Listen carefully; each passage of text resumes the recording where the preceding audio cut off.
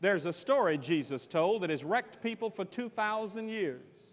A story so powerful, so shocking, so counter to everything we think we know about how the world works, that it continues to challenge us today. It's not about a miracle. It's not about healing or walking on water or raising the dead. It's about something even more impossible than that. It's about a father who loves recklessly, a son who fails catastrophically, and a grace that defies all logic. This is the story of the prodigal son. And if you really hear it, it will change everything.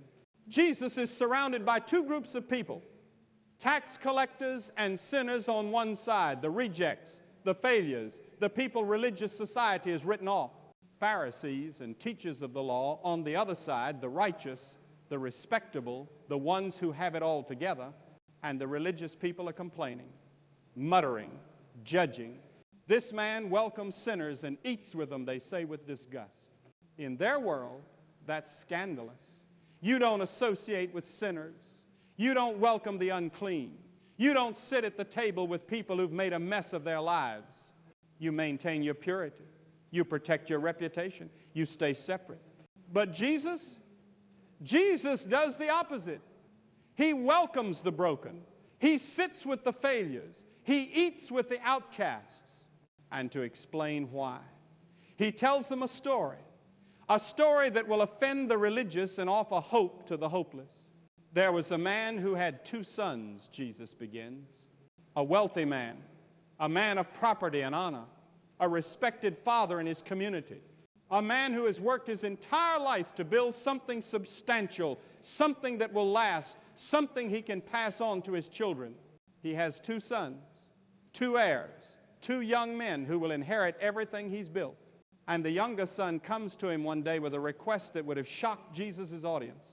A request so insulting, so disrespectful, so offensive that people listening to this story would have gasped. The younger son says, "Father, give me my share of the estate." Now, to understand how devastating this is, you need to understand what he's really saying. In that culture, inheritance was given when the father died. It was part of the estate that was distributed after death. So when this son asks for his inheritance now, while his father is still alive and healthy, he's essentially saying, "Father, I wish you were dead. You're no use to me alive. You're worth more to me dead. So give me what's coming to me and get out of my way." Can you imagine? Can you imagine saying that to your father? Can you imagine the pain, the rejection, the absolute disrespect in that request? Any father in that culture would have been within his rights to disown this son immediately, to publicly shame him, to throw him out with nothing, to cut him off completely. That's what everyone listening to Jesus expected to happen. That's what should have happened. But watch what the father does. So he divided his property between them. He gives him the inheritance. He divides up everything he's worked for. He liquidates assets. He converts property to cash. He gives this disrespectful, selfish, ungrateful son exactly what he asked for. Why? Why would he do that? Because love gives freedom, even when that freedom will be misused, even when that freedom will lead to pain, even when you absolutely know that this is going to end badly. Love doesn't control. Love doesn't manipulate. Love doesn't force. Love releases. Love trusts. Love lets go, even when it breaks your heart to do it. Not long after that, the younger son got together all he had, set off for a distant country, and there squandered his wealth in wild living. He takes everything, every penny, every asset, everything his father worked a lifetime to build, and he leaves. Not just leaves town, leaves the country, goes as far away as possible, puts maximum distance between himself and his father, his family, his faith, his community, his identity. He wants to be free, free from rules, free from expectations, free from responsibility, free from his father's watchful eye, and he squanders it all. The Greek word here literally means he scattered it, threw it away, wasted it completely. Wild living, reckless parties, prostitutes and drinking and every pleasure he can buy. For a while, it's amazing. He's the life of the party. Everyone loves him. He has money, freedom, pleasure, excitement, everything he thought would make him happy. But money runs out, pleasure fades, fair weather friends disappear. And suddenly, he's alone in a foreign country with nothing left. And then it gets worse. After he had spent everything, there was a severe famine in that whole country, and he began to be in need. The economy crashes. Food becomes scarce. Prices skyrocket. And this young man who had everything now has nothing. Not just broke, desperate, starving. So he went and hired himself out to a citizen of that country who sent him to his fields to feed pigs. Stop right there. For a Jewish boy, this is rock bottom. Pigs were unclean animals. Being around them made you ceremonially unclean. No self-respecting Jew would take this job.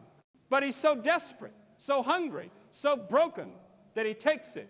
He feeds pigs. He lives with pigs. He smells like pigs. He longed to fill his stomach with the pods that the pigs were eating, but no one gave him anything. He's so hungry he wants to eat pig food. He's so alone that no one cares if he lives or dies. He's hit absolute bottom. This is what happens when we run from God, when we take His gifts and reject His presence, when we choose freedom over relationship, when we pursue pleasure over purpose. We end up empty, alone, broken, feeding pigs and wishing we could eat their food. But then something happens. Something shifts. A moment of clarity breaks through the fog of his failure. When he came to his senses, he said, "How many of my father's hired servants have food to spare, and here I am starving to death?" He came to his senses. He woke up. He realized where he was and how far he'd fallen. And he remembered home. He remembered his father. He remembered that even the hired servants, the lowest workers on his father's estate, had it better than he did right now. So he makes a plan. Not a confident plan. Not an entitled plan. A desperate, humble, broken plan. I will set out and go back to my father and say to him, "Father, I have sinned against heaven and against you. I am no longer worthy to be called your son. Make me like one of your hired servants." Notice what he's not planning to say. He's not planning to ask for his old position back.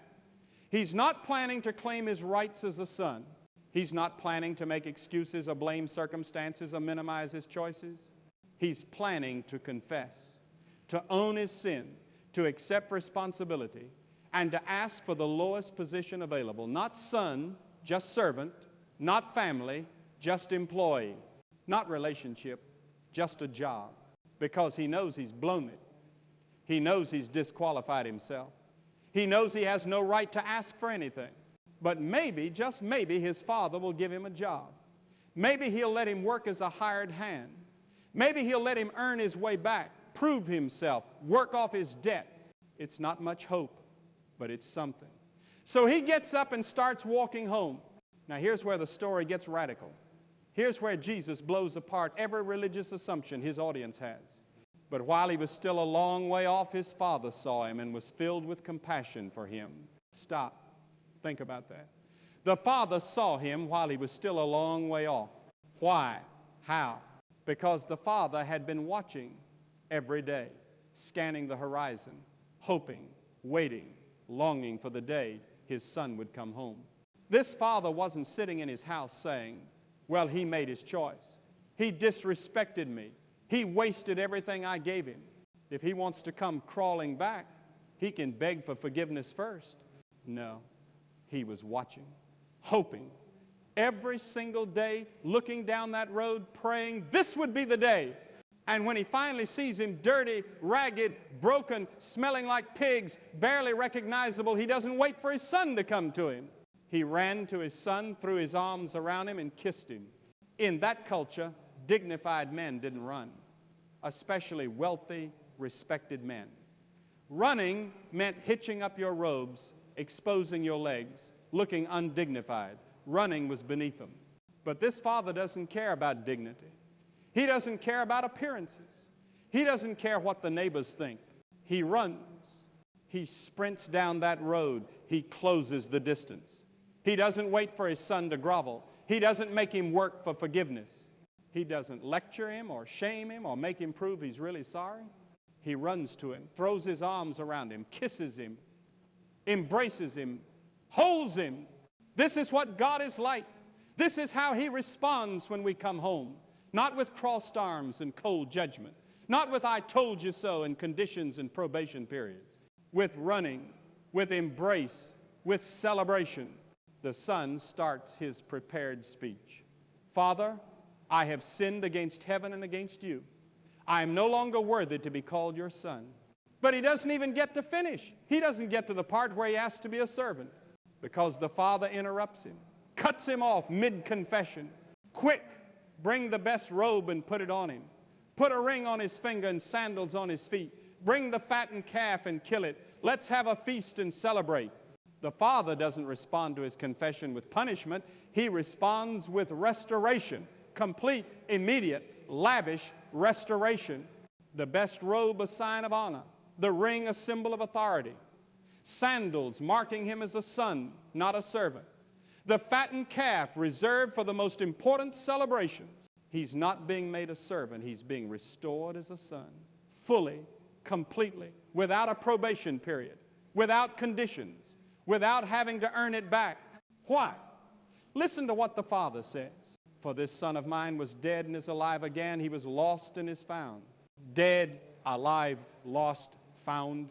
That's how the father sees it. Not as a debt to be repaid. Not as a crime to be punished.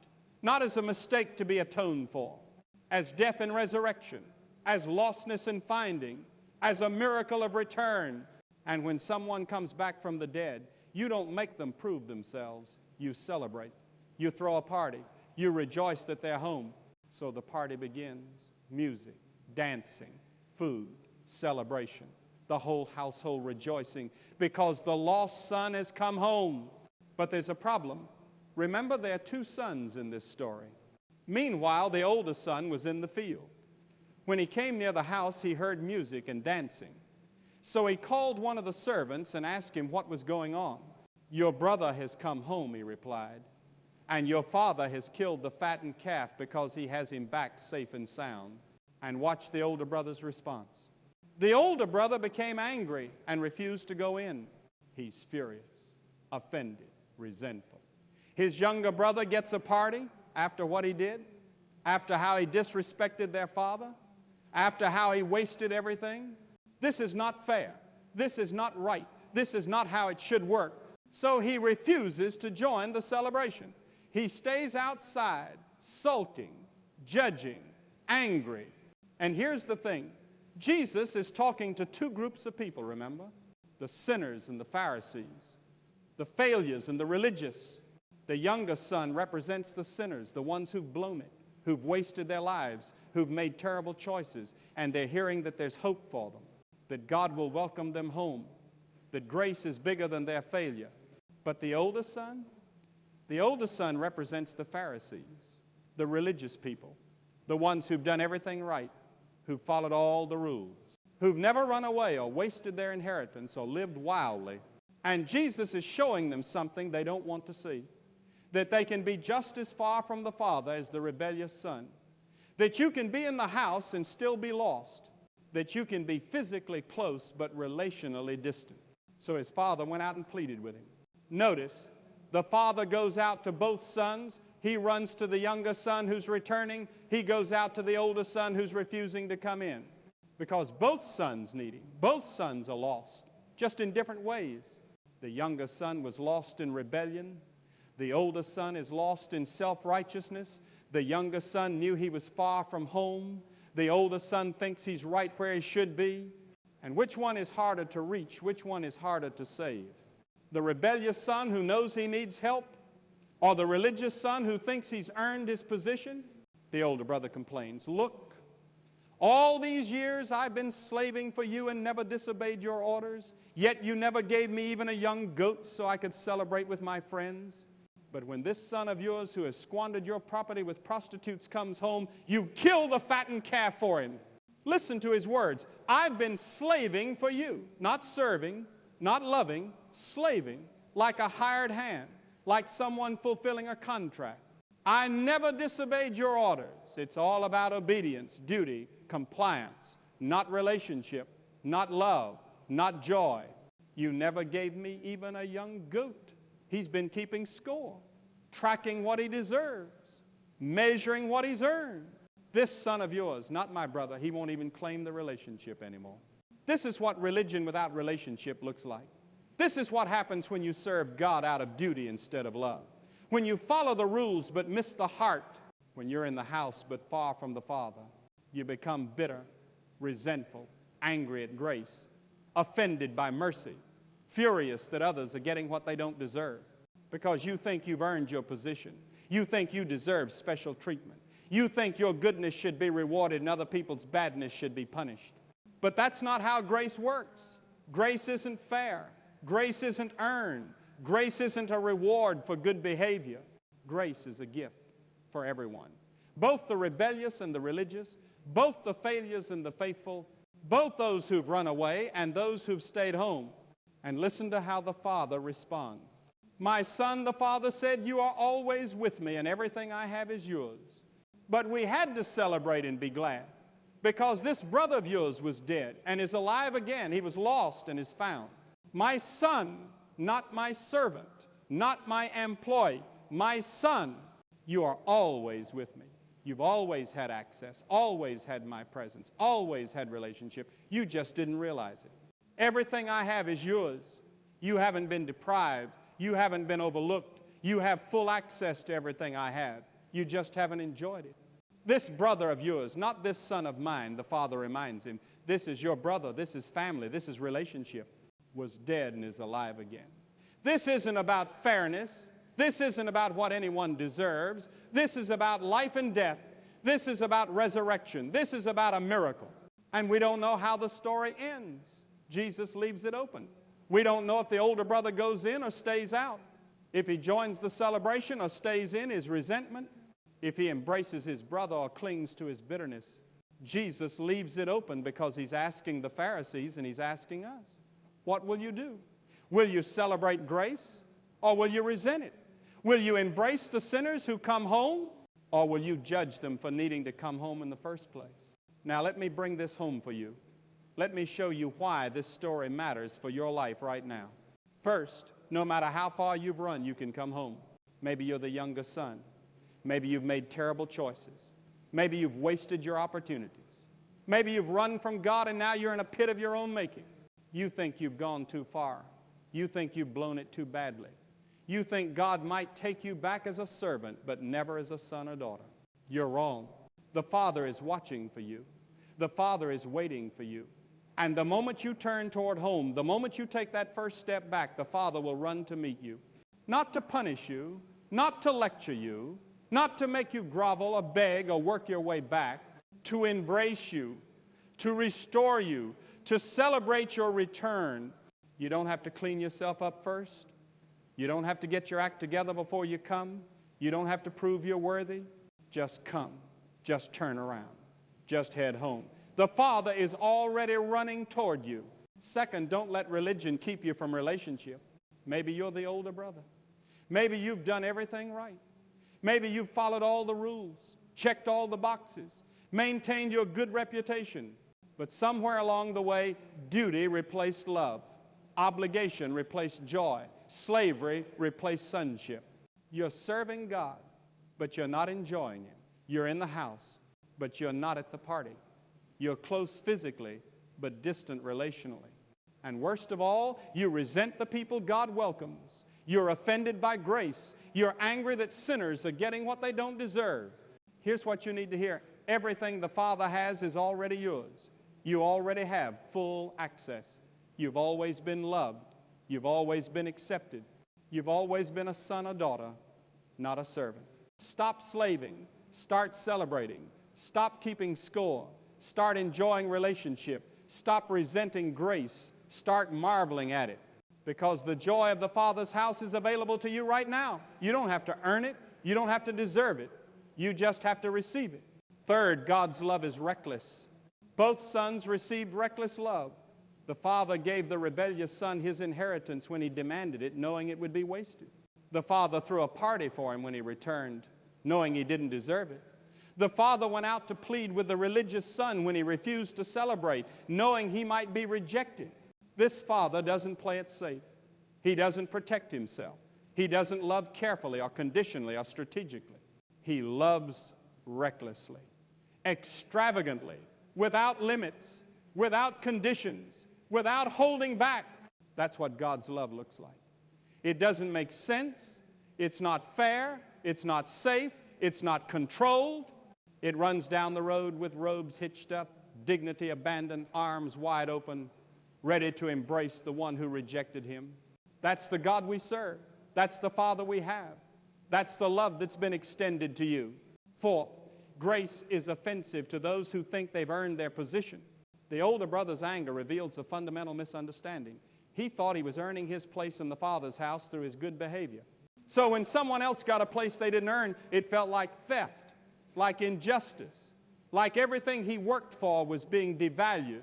But he had it wrong from the beginning. He was never earning his place. He always had his place because he was a son. His work didn't make him a son. His sonship made his work meaningful. When you understand grace, it's beautiful. When you misunderstand it, it's offensive. If you think you've earned God's favor, grace will make you angry. If you know you haven't earned it, grace will make you worship. Which are you? Do you resent grace or celebrate it? Do you judge people who need it or rejoice that it's available? Fifth, the Father wants both sons at the party. This is so important. The Father doesn't choose one son over the other. He doesn't say, well, the younger son is back, so I don't need the older one anymore. No, he wants both. He loves both. He pursues both. He pleads with both. The party isn't complete until both sons are home. The family isn't whole until everyone is at the table. God doesn't just want the sinners who know they need him. He wants the religious people who think they don't. He doesn't just want the failures. He wants the faithful who've lost their joy. He wants everyone at the party. He wants the whole family home. So here's my question for you. Which son are you? Are you the younger son far from home, broken by your choices, wondering if it's too late to come back? It's not too late. Come home. The Father is watching for you. He's ready to run. Are you the oldest son technically in the house but missing the party, serving out of duty but not enjoying relationship, resentful of grace instead of grateful for it? Come inside. Join the celebration. Stop slaving and start living as a beloved child. Or maybe, and this is possible, you're both. Maybe you've been both at different times. Maybe you struggle with both rebellion and religion. Maybe you need grace for your failures and grace for your self-righteousness. Good news.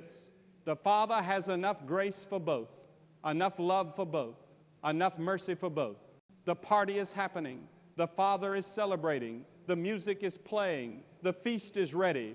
Will you come in? Will you join the celebration? Will you let the Father embrace you, whether you're coming home from far away or coming in from the field? The Father is calling. Both sons, all of us, come home, come inside, come to the party. You belong here. You're loved here. You're celebrated here. Not because you earned it, not because you deserve it, but because you're a son, you're a daughter, you're family. And when family comes home, we celebrate. So come home. The Father is waiting. The party is ready.